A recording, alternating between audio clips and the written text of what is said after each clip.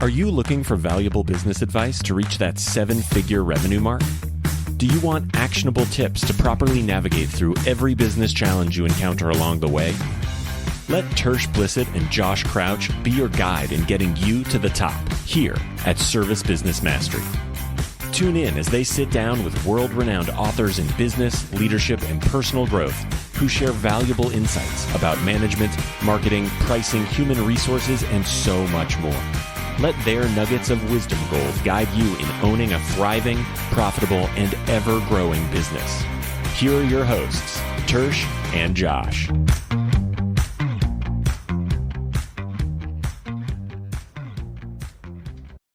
Today's episode is powered by Cirrus Systems. Cirrus is all about removing the clutter and unnecessary touch points to run your home service business profitably. They use AI dispatching to get the right tech to the right call automatically and job time efficiency to ensure your entire team runs like a profit-generating machine. Get a tech upgrade for your business at get.sarah.tech/service-business-mastery. Welcome back to another episode of Service Business Mastery.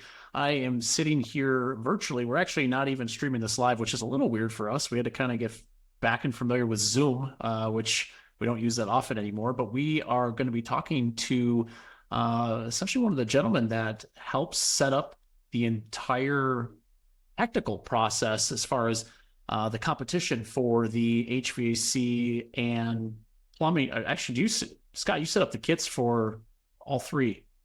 I probably should have asked that before we decided to start this.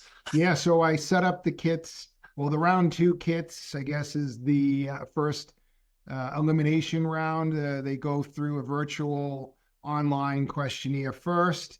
They're asked a bunch of questions, and they have to answer the correct answers in a certain amount of time, and that'll get them a kit. If they get the kit, that means they made it to the next round, which we call round 2. And round 2 is mailed to their home or shop. It's in a box, kind of a shoebox shape, and they have to assemble the parts that we have designed and make something. There's some of the kits behind me from the previous years, and they have to make something, and we video it. We watch their videos actually through a judging process. It's pretty serious. We take it seriously because they have the video camera set up on a tripod, or a friend or family member will film them doing something that is showing their skills off in the trade that they are applying for to win.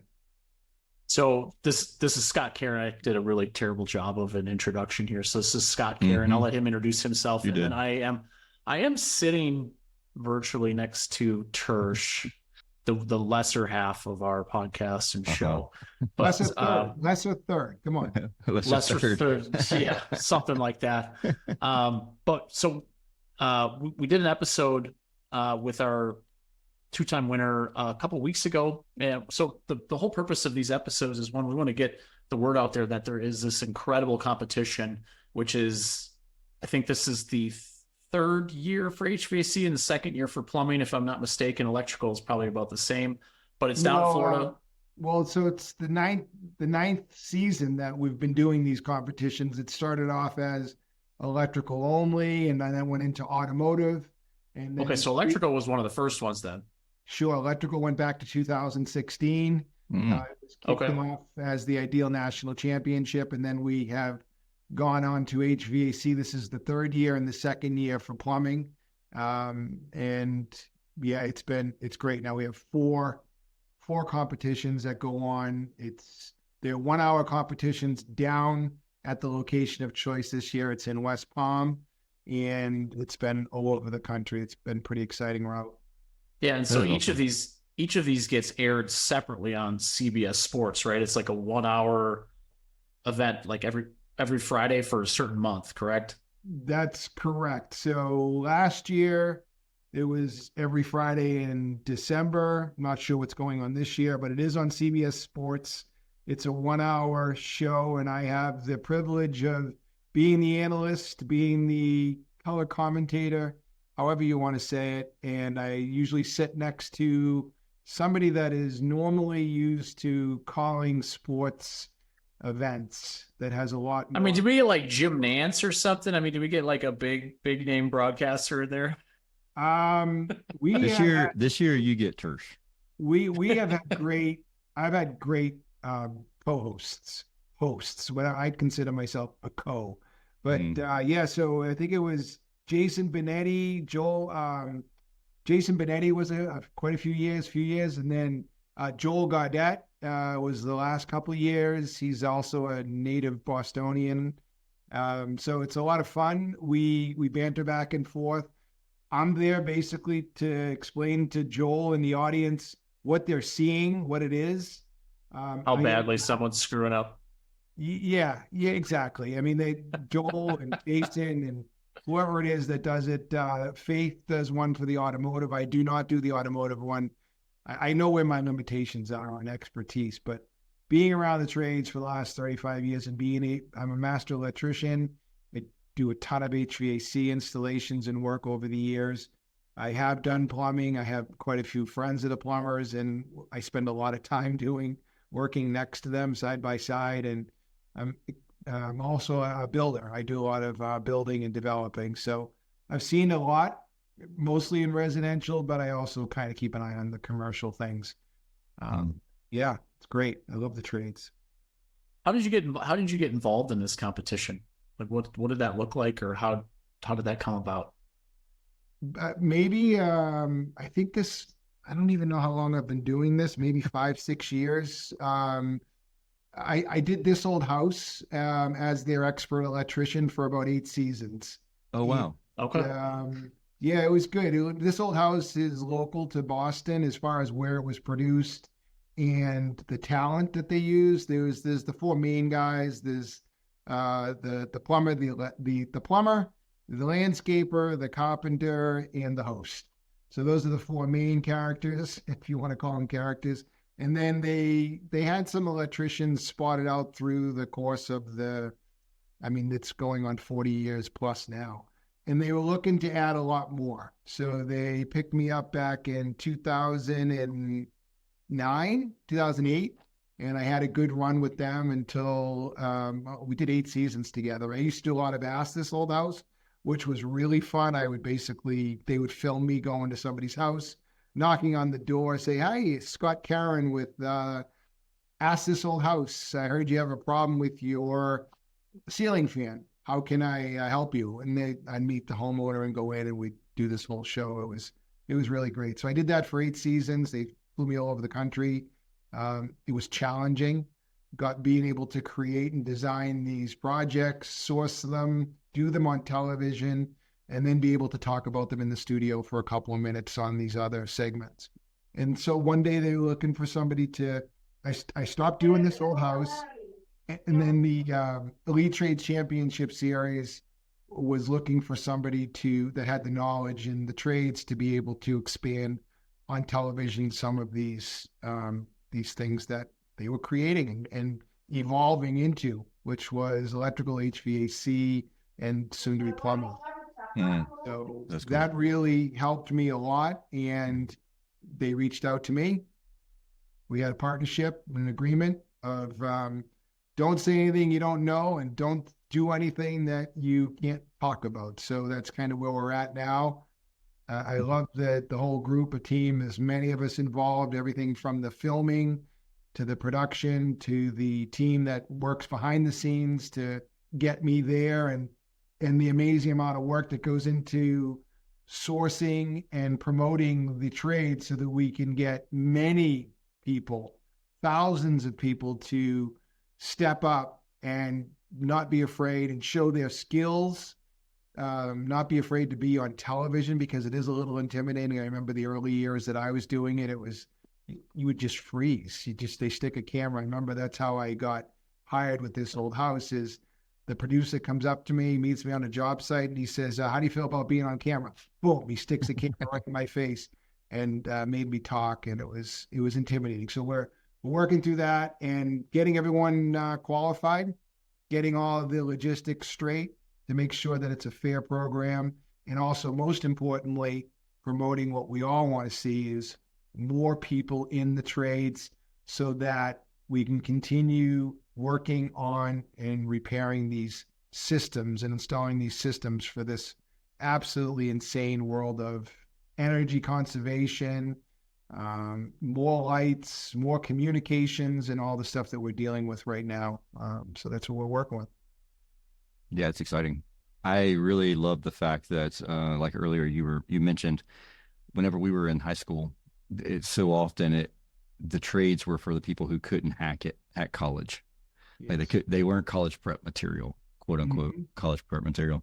When in reality, I was one of the college prep material individuals and ended up going to college and then got into the trades, and wish that I had gotten into the trades while in high school, even right after high school, because there's so much. Like, sure, I've been doing this for a long time now. I feel pretty confident in my skill levels, but like, how much more confident would I be if I would have taken these courses in high school? If I had the ability to do these courses in high school, I picked up welding probably 10 years ago, and I was like, man, I wish I would have learned welding in high school and gone and done welding for a while. And, sometimes it's like the things you enjoy doing, don't do it as a career, because you might not enjoy it after, 10, 15, 20 years of doing it, which is the reason that I never got into automotive. Like, I knew that I loved automotive, but I purposely didn't get into it because I didn't want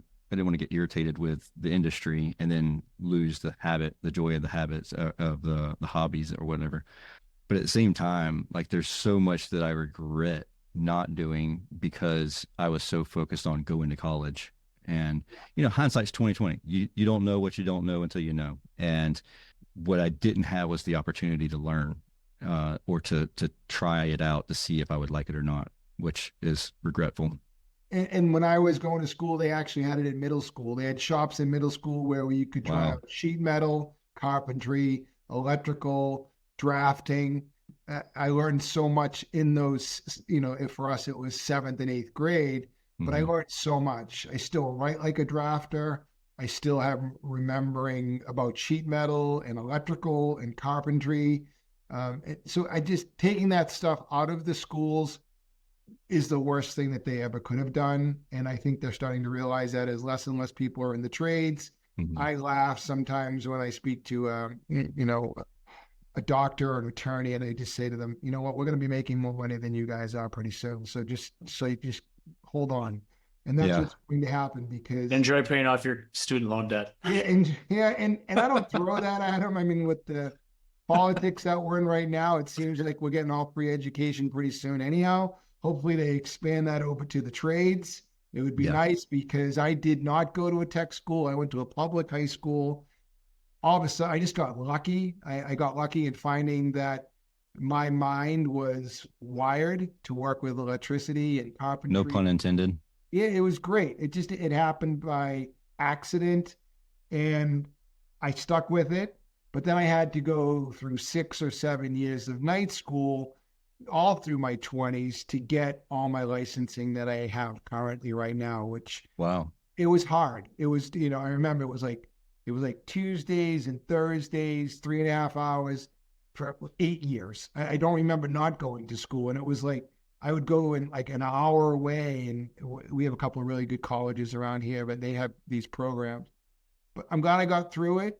It's all part of my journey. And now I want to share, and I've taught a lot of kids too. Being in business, I've taught a lot of kids to be in the trades. They've gone on to get their licenses. Some of them have gone on to have their businesses, and it makes me feel good. But, we're all in the same mission. We want to share what we've learned, get more people involved, more kids involved, and let them really see how beneficial it is to have a trade going forward. So yeah, absolutely. So Josh and I have a mutual friend of yours, and he speaks very highly of you. He's a fellow Bostonian as well, Steve Addario, and he's a goober. But he was watching our last live stream. We all know he's from Boston. Yeah. Like, I could kind of pick up on a little bit Scott's accent a little bit, but his is like. All right, thick. Steve, you got to repeat what you said, because I don't understand the words. So the Addario clan, there's actually 4 boys. Yeah. And 1 girl. Well, first of all, I'll start with the Boston accent. The Boston accent that I have is actually a little bit more polished only because of television with This Old House. Yeah. It was an international program. I got my hands slapped many times and had to say things sometimes 8 times. Today's episode is brought to you by one of our show partners, UpFrog. UpFrog is the OG when it comes to pricing transparency online. They find system replacement leads through paid ads and have developed an entire system to drive those hard-to-find system replacement opportunities, nurture the leads, and book them into sold systems before your team arrives to help you grow your business. Learn more at upfrog.io. It's like that. Hey, Scott, did you watch the Super Bowl this year when they had the commercial with Arnold Schwarzenegger? Because they literally, it's the way he says things. They made a whole spoof about, I can't even remember what the word it was because he kept saying it a different way. So they kept, cut. That's what because, exactly. Because it was like, no, you got to say it this way. That's what it made me think of. I'll find that video and I'll send it to you. You'll have a good laugh at that. And the Boston accent, obviously, it's been duplicated in many movies that happen around here with all the shenanigans that Boston has been through over the past years. But the Adarios. So I don't know if you ever heard of a program called Nexstar. Yeah. Oh yeah, we're very familiar with Nexstar. Okay, so Nexstar back in 2001, 2000, somewhere in that area. It used to be called something 2000, and then it changed over to Nexstar. But Airtime. I've been around for a really long time. So I go out to Nexstar when it was in Minnesota, and it was a boot camp, they called it. And I'm out there with a couple of my employees, and all of a sudden these 3 guys come in. They have New England Patriots shirts on. Now everybody else is dressed up in nice shirts, right? We wanted to maybe their company logo. Yeah. Maybe it was a nice shirt. And these Adario boys, there was Joe, David, and Steven. So there's 3 Adario boys. They come in with New England Patriots shirts, and everyone was booing them. And they're big dudes, right? So they're like, "Come on, let's go, bring it on." So I just become instant friends with them. We've done a lot of training together in the past, and we bounce a lot of ideas off of each other. Steven's he's a great guy. His brother Joe, David as well. They're all great guys, and they're motivated. And I like the vision that they have. They stick together, and we learned a lot together, from each other and pushing through different challenges that we've had. But yeah, they're good. They're good for the industry. I mean, the system of Nexstar wasn't for me only because I wasn't that big of a company. At one point, I think the largest I ever was a couple $1 million in sales with like 14 employees. And for me, I just didn't like it. I wanted to be in the trades. I got in the trades to be working with my hands and to be out there and meeting people and talking to people and seeing certain situations and coming up with solutions. That's pretty much what the trades were to me. And to be able to fix things or install things. And Jesus, I still get excited when I turn a light switch on and I see the lights come on after working 3, 4, 5 hours. Or if I work with the plumbers to do gas. We do home standby generators a lot. I still get excited when I press that button and the natural gas is going to the pipes to supply that generator with electricity for the house to keep the lights on. Mm-hmm. I love it all. I can't say enough about the trades. And I was just speaking to a really close friend of mine last week about the trades, saying they were speaking about making money and how people make money in different avenues, whether they're investing in something, whether they are thinking about the next new product that could come along, whether it's cosmetics, whether it's selling candles. And I always said to them, I have never made money any other way except to work for it. In other words, physical labor has been my thing. So as long as I have my hands and as long as I can have tools and use that to make money, I was told way, way, way back, I'll always be able to feed my family. And it's been true. And you can go anywhere. You can go anywhere in the country, and you go anywhere in the world with those skills. I mean, right. They try different systems, different setup overseas sometimes, but those skills transfer anywhere. Mhm. Yeah, absolutely. We've had the experiences of seeing going throughout the country with This Old House. Well, we mostly Ask This Old House, which was the show I was speaking about earlier.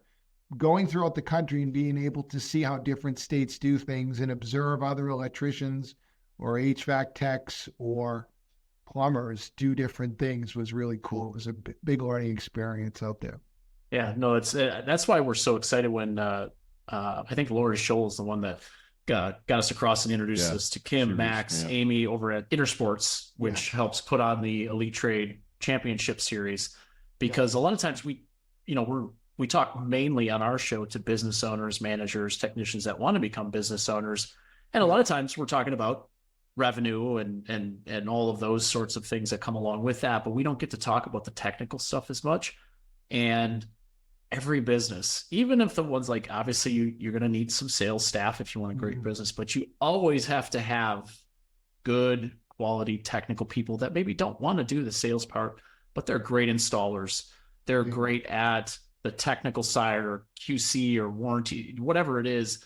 They're great at what they do, and they should always have a very high level spot at these companies, because we can't turn the industry into just a sales industry. We're going to ruin the good stuff that we have going for it. And it's going to, I mean, some of that stuff, that's kind of the concern with all the private equity money being thrown at the space, because that private equity money, they want a return. They don't care about necessarily the taking care of the customer. They want a return on their money, period. So keeping the skills in the trades, I think is super big. I was trying to pull it up because I shared it on my Facebook page. This was in Fox Business last week. Mm-hmm. There was an article about Gen Zers are catching the wave of blue collar jobs that AI cannot take. So there's starting to be some news and some pretty high publications that certain generations are realizing that all these tech layoffs that are happening because AI is taking their jobs, that I still need to, like you said, feed my family. Yeah. And these skills are not, at least not for a while, going away. I have seen some OpenAI robots that are pretty damn impressive, but at least for a while, we're safe. Yeah, I'm not in the least worried about any sort of robot replacing my job. I don't really care what the advancement is and how it's impossible in my mind. Let one of those robots touch up a live electricity and short out some of his circuit boards. I'm guilty of watching too much Instagram reels or Facebook reels, whatever you want to call them. I don't even know what it's called anymore. I just call it the internet. Short videos. Short videos. It's the internet. It's educational. It obviously works off of what you're watching, so all my stuff is really boring according to my friends and family. But I think it's entertaining. And this one guy that I follow, he says, "You want to get one of those AI robots all messed up?" And he takes out a big line of rope. He goes, "Throw this on top of him," and he's going to be in big trouble. He's not going to be able to get away from it. So I'm not too worried about that. But the business aspect of thing that you really came up with, Josh, was important, because I did not realize how much business was involved in being an electrician and running a business. And it's companies like I had mentioned, Nexstar, one of our sponsors, who's a great partner, is Service Titan, and they're really great at making it easier for the electrician or for the plumber to, I think they have multiple different aspects of it, but to really make them so that it's a lot easier for us to still do the work and not have to deal with some of the bookkeeping, some of the estimates, some of the invoicing and stuff like that. So it's great. We're working with different companies as well that are really helpful with equipment. Trane, American Standard, Johnstone Supply, all these really, they're really forward thinking. They want the future. This is we're their people, right? We're buying their products. We're installing their products. We're telling and updating homeowners and business owners that this is where we're going. I live in Lexington, Massachusetts right now, and they just came up with a no more fossil fuels as of January 1st, 2025. And on top of that, no water bottles, plastic. Okay, no problem. But the fossil fuel thing, it just made my electrical world crazy. We went from Oh, installing man. 200 amp services on 4 to 5,000 square foot houses, and now we're installing 400 amp services on anything above a 4,000 square foot house. Wow. So we are electrifying the everything, and we're doing. Scott, can I ask you a question? Yeah. So, because we've seen this mostly like Texas when it gets hot, you see Yes. the news stories that go around like The you grid. can't put your thermostat below 78 and you can only run it like at night and all this stuff. If we electrify, I mean, obviously it's great for the industry, right? Because we're selling more equipment. There's plenty of stuff to move forward with. But I know Mhm. Massachusetts is one of those states that's very forward thinking. I have some clients for our digital marketing company that have the Mass Save program with the heat pumps. Sure. Yeah. And those things are like, they can't move enough of them. They're just Right. flying. I mean, Right. people are getting these huge heat pump rebates and stuff like that. Yeah. Is there, from an electrician standpoint, since you're a master electrician, is there any worry about like too much Yes. electrification? It's happening now. So we're obviously as an electrician, we do the installs, but there's someone supplying electricity to us. We call them the power companies, POCO. And the power companies, I've had great conversations with them, especially the people that are in my world, which are the linemen.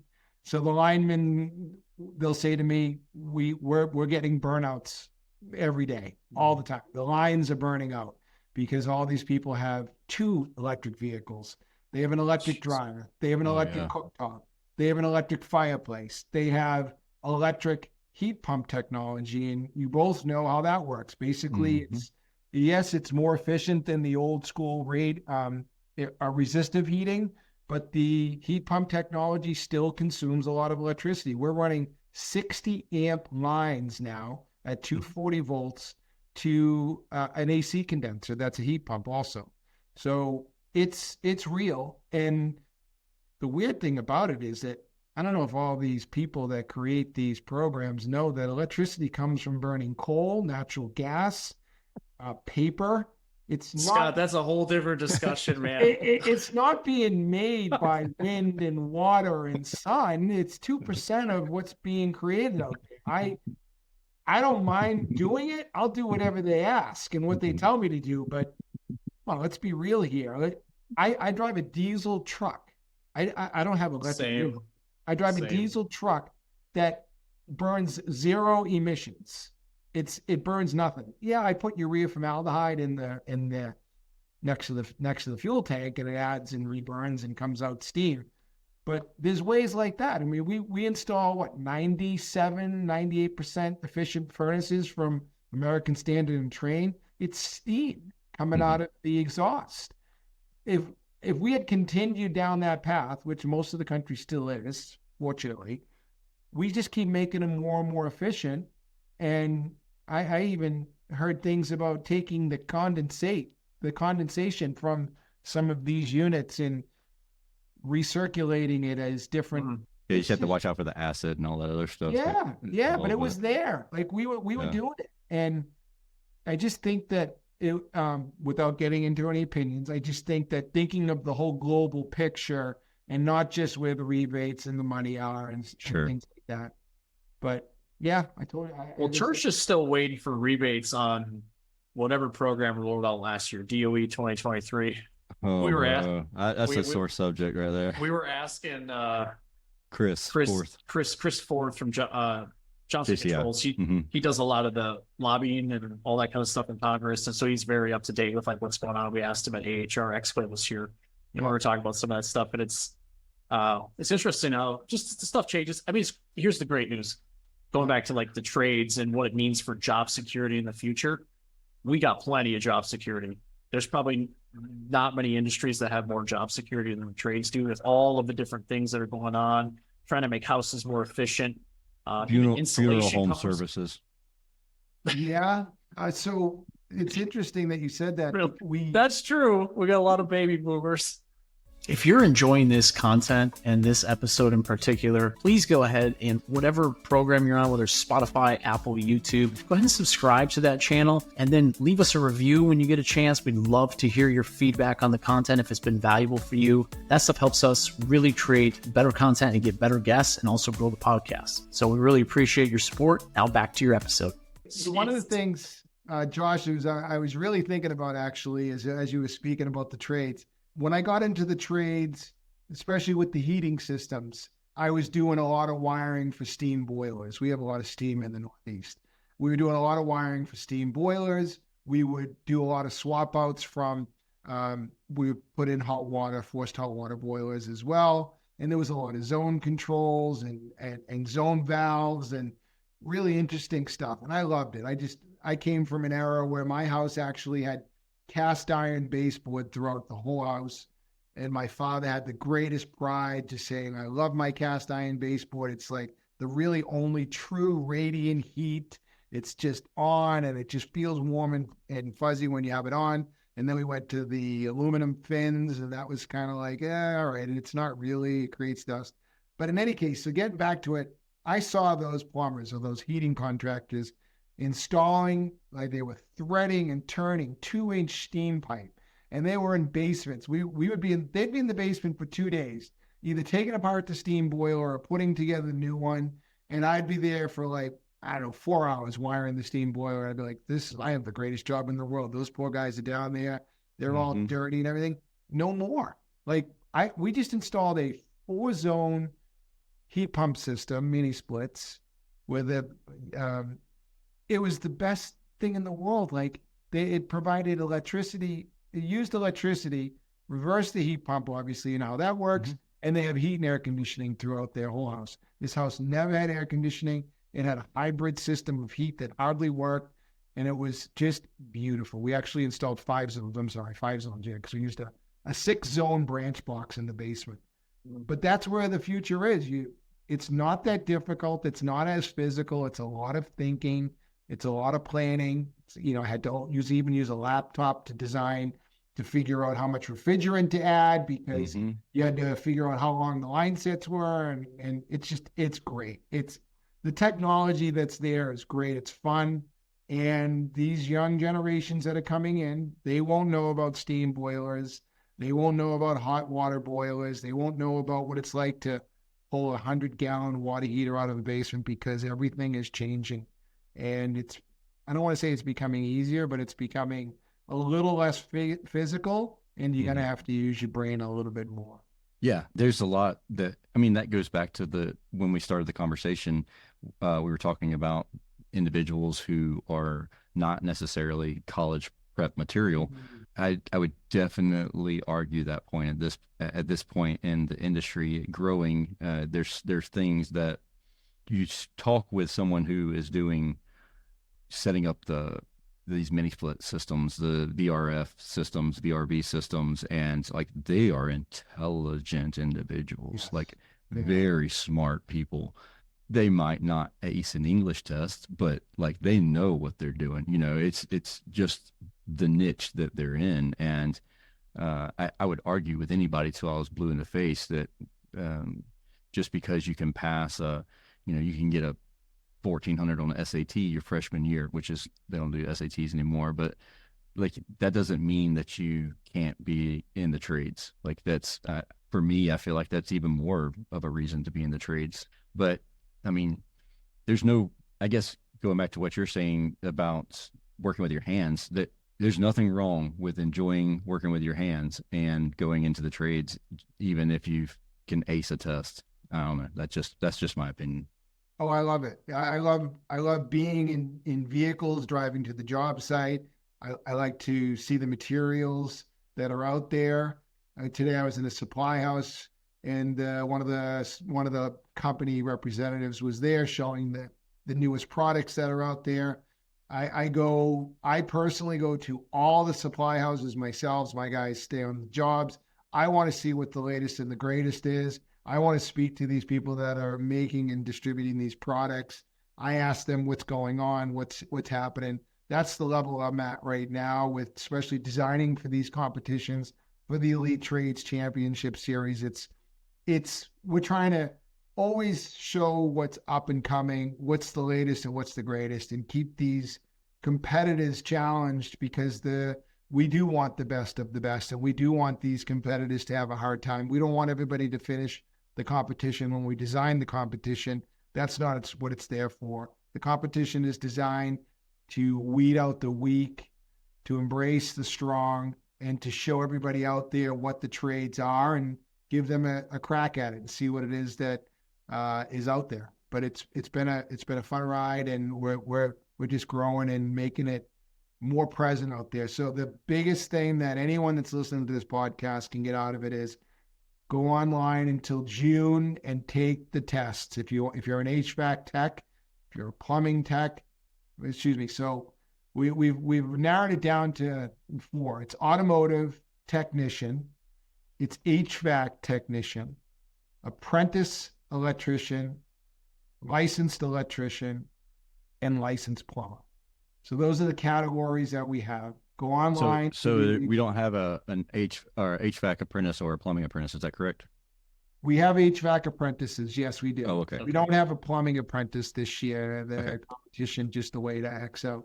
So and then we have the licensed plumbers and the licensed electricians, because as you guys know, you specifically predominantly HVAC. Is that what I understand? Are you also plumbers? I was in the HVAC industry. Tersh has got companies that do all 3 trades. So then you understand that the world of electricians is you have your journeyman license, then you have your master's license, which is just a business license. Mm-hmm. And then same thing with plumbers. You have your journeyman plumbers and then your master's plumber. In the HVAC industry, the only licenses that we have, at least in the Northeast, and the ones I've seen, is you'll have a installation for a duct license, so installing sheet metal, and then the EPA licensing, which is to use the different types of refrigerant.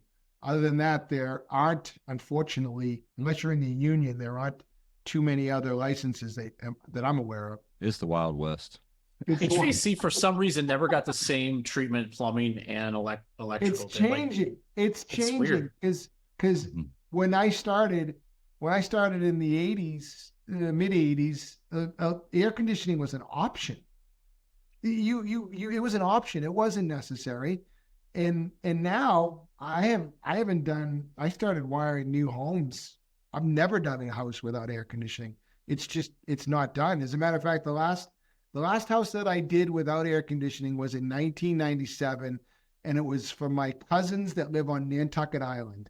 And he was building his house, and he said, "Scott, we don't need air conditioning. It's paradise out here." I remember him telling me this. He says, "We just open our windows and the beautiful ocean breeze comes across the house."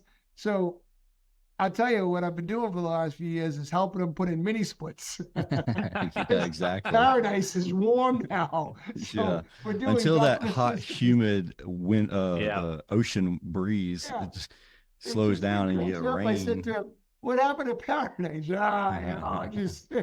I'm too old. I'm getting impatient. I want to be comfortable. So that's where we're at now. Everything is getting HVAC, air quality, indoor air quality control, because we're building these homes so tight.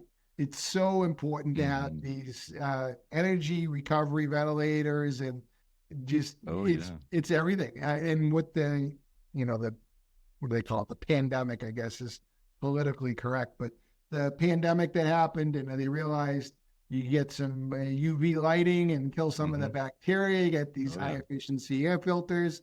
You keep your house buttoned up, and your whole system is clean. Scrubbing the air, it's great. It's all because there was a period of time there where I don't think I know that the contractors weren't educated enough, and they were the houses were getting tighter and tighter and tighter, but then we were installing IAQ products inside the home, so then inside the house was nastier than the outside of the house, and so it was imperative to bring in fresh air at that point. We do it outside now. Air. We do it now with any exhaust fan, any hood fan that you put in the kitchen needs to have just as much air intake. So we're wiring them into the energy recovery ventilators, where they come on at the same time at the exhaust fan for the cooking. Oh, that's cool. We're putting timers on every floor now and every bathroom fan to keep the air circulating. Sometimes we just keep everything on. Same thing with radon as well. We're using those and running them 24/7. So indoor air quality, electrical, plumbing, water quality has never been more important. Yeah. In the history of time, we all have great water, but we know that things can go wrong and it's not such great water. So yeah, it's great. And then not to forget about the trades of automotive that ETCS is really involved with as well. We're all getting these intelligent cars that nobody can fix anymore. So we're kind of showcasing that too and showing. I swear. So my wife has it's about a year old, a Navigator. And so there's times when like she has the air conditioning on and then like we'll be on full blast because I'm in Arizona. So it's hot here. And all of a sudden it'll go down to like level 1 and then it'll go back up. And I'm like, sometimes the stereo will do the same thing. It'll like the volume will turn down and it'll turn back up. I'm like, I swear to God, this car's possessed. Like, I don't You know what it is? We're looking around like, who's touching the buttons? Brittany's over there on the steering wheel, turning it down, turning it back. Well, the kids in the either back that or seat she's hitting really, either that or she. Well, Addie does that. She'll do that on purpose. Well, she'll set stuff on there and like mess with it.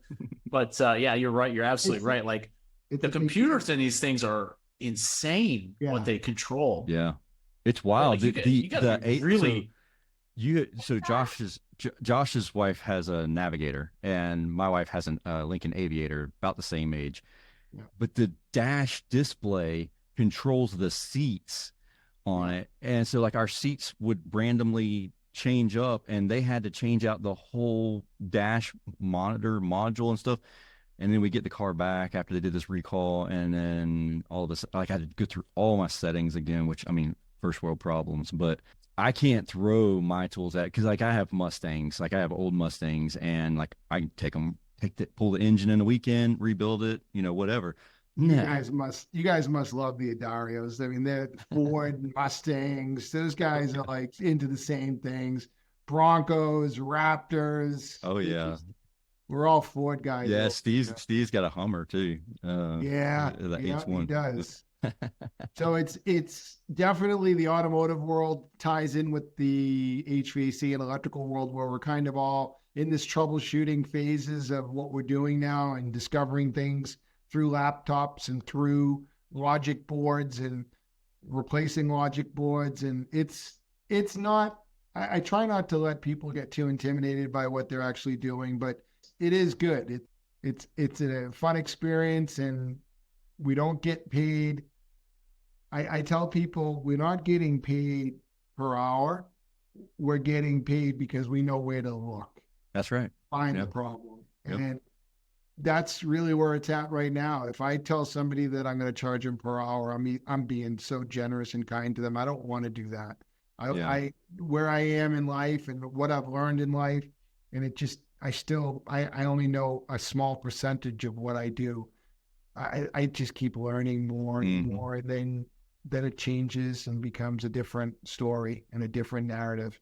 And then we just keep moving on. So well, we can definitely just by chatting with you for the last 35, 40 minutes, we can definitely tell your passion for the trade. So I think that the Elite Trade Championship Series has the right guy as the color commentator. And we're excited to be part of this year. And I'm excited to go down and see everybody and especially the talent. I'm excited to see the talent pool. Fingers crossed there's some young talent in there, because that's what really gets me going, is like, all right, let's bring new people into the trades. And like, I'm excited to, like, I was looking at the prizes and like, for an apprentice, first place to win $20,000, like that's wild. I remember when I was young, and like that $20,000 was life changing to me whenever I was first getting into the trades. You know what I mean? That's now you can't even buy a pack of gum for $20,000. So something like that. But I'm excited. Are you guys going? Are you guys going down to West Palm? Oh yeah. We'll be there. So we'll get a chance to hang out with you. We'll probably heckle you a little bit. Oh yeah, from the crowd. So let me see how this works. So mysteriously, I'm there, but I'm not there. It's a little television magic. That's all I'll tell you. Well, hello there. This episode is brought to you by CallRail. Ever wonder where all your customers are coming from? CallRail makes it super easy to track your marketing and figure out what's working and what's not. Plus, they transcribe and analyze your call center's performance using AI. Boost your marketing and call center performance by visiting callrail.com/SBM pod. I'm involved with a lot of what goes on down there Mhm. in many different ways. It's a ton of work. There's Oh, I can only imagine.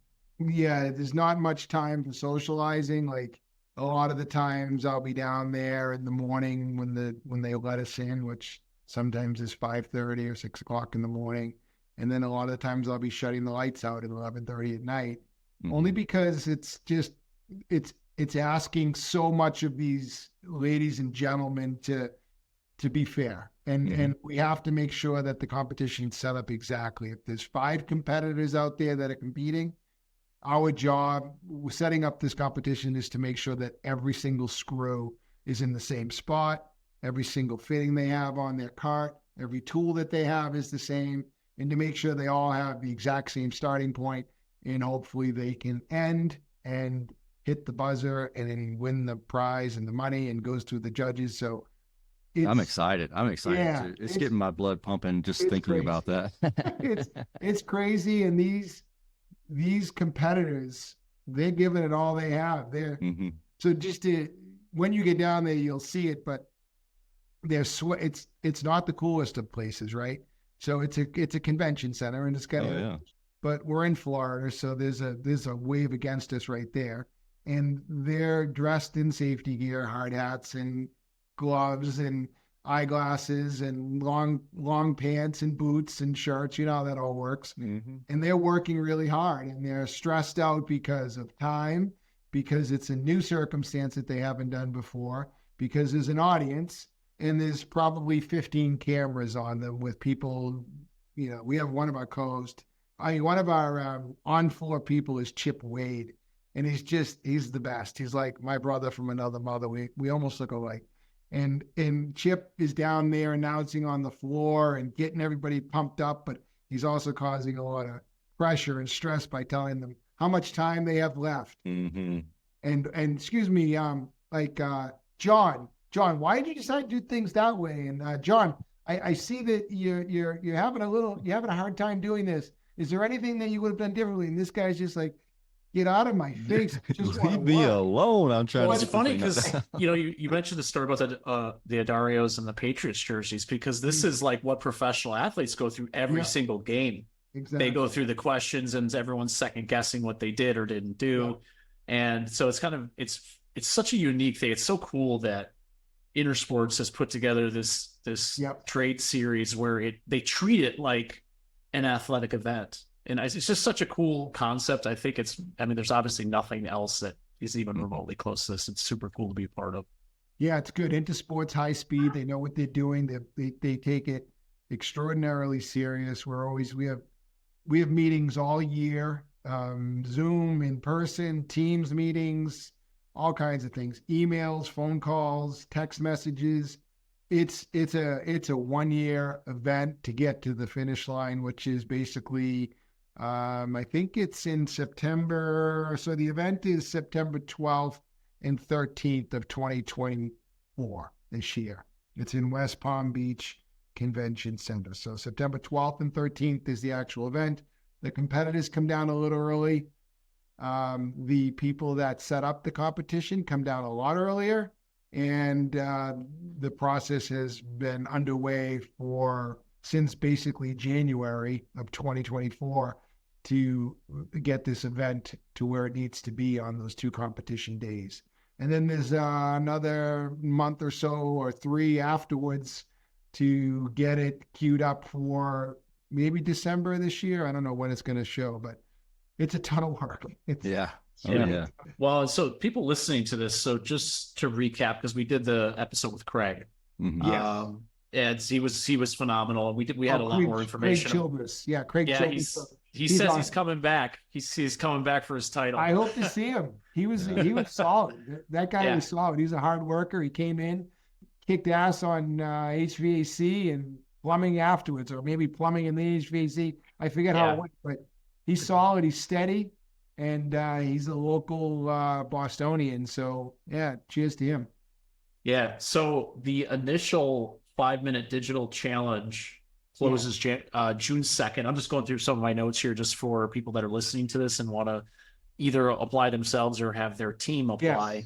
Get online. Yes, definitely. Yeah, it's closes June 2nd. All of the links will be in our show notes. So you guys will have that for all the trades. So if you guys know someone in automotive that wants to compete, we can put the link on as well. Yes. So they send that in, and then they get the box of stuff. I'll just call it stuff. The box for the next Round challenge, two. which is also round 2, which is recorded. Round 2 home. Yeah, round 2 home kit is what we call. But yeah, not everybody gets it. So let's say we have 10,000, 15,000, 20,000 competitors that take that round 1 online quiz. We call it a quiz. It's 5 minutes. How many times you can answer the questions correctly in a certain amount of time.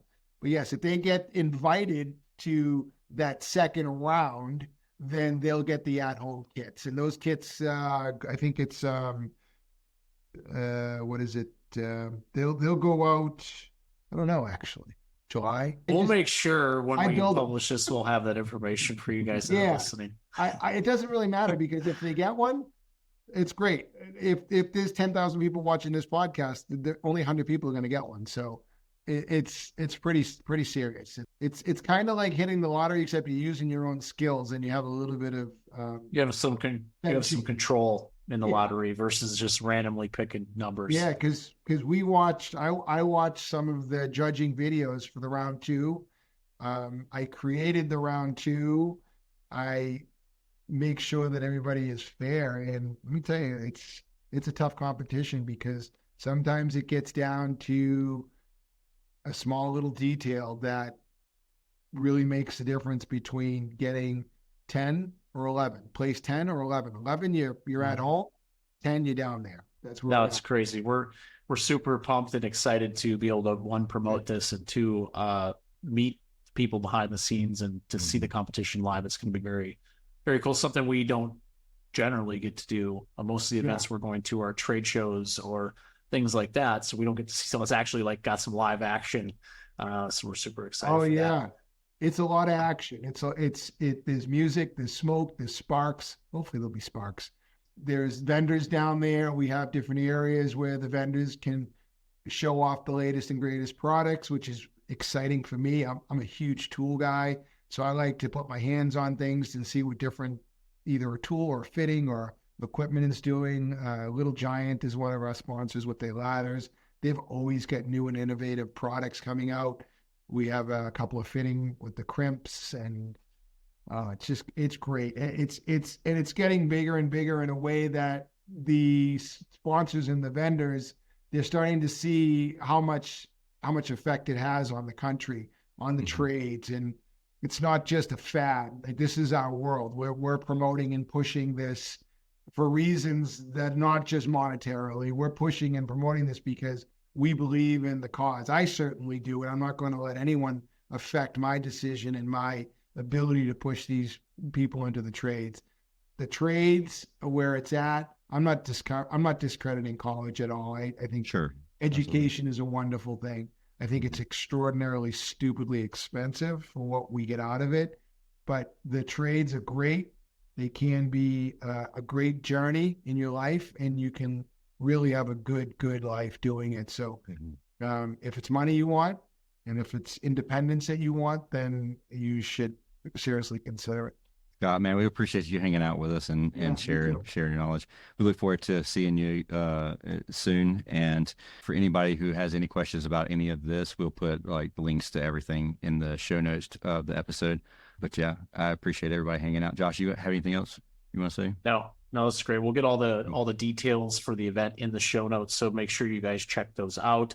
We'll also have them on our website, as far as if you go to servicebusinessmastery.com/events, we have the HVAC, plumbing, electrical nationals on there with links. So that link will automatically go to the initial 5-minute challenge that you need to do. So that stuff's all set up on their website. So please make sure you go there, send it to your team, send it to friends, send it to family that you know in the trades. Let's try to get as much talent as possible so this can be the best year competition yet. You guys are pretty high speed. You did a nice job. The podcast is clean and tight. I like it. And keep up the great work. Appreciate it, man. Thanks, Scott. We appreciate it.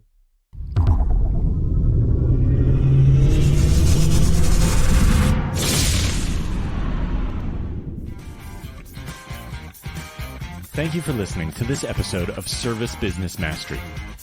Now that you are equipped with essential business advice from this impactful conversation, you are one step closer to becoming the successful owner of your dreams. If this episode has been helpful to your business journey, don't forget to subscribe to the show, leave a rating, and share it with other owners as well. Visit servicebusinessmastery.com to learn more.